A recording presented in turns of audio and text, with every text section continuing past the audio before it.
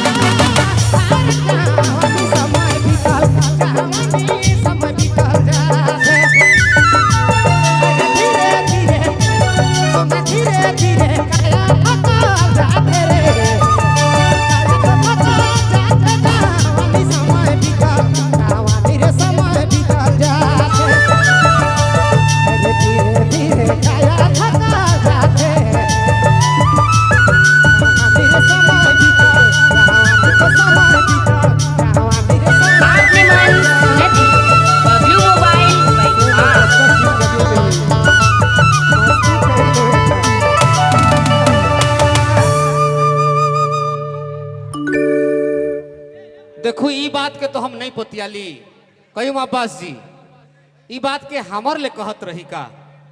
रौर तो एखन जवानी में ही रौर कहाँ बीतत थे, ठीक है नहीं, लेकिन चलू हमके याद करवाए दिली, धन्यवाद है। रौर गाना से खुश हुई करके बलराम सिंह जी और तेजा सिंह जी, बलराम सिंह जी 100 रुपया का पुरस्कार दे हैं और तेजा सिंह जी रौरे के 50 रुपया का पुरस्कार दे हैं। बहुत बहुत धन्यवाद।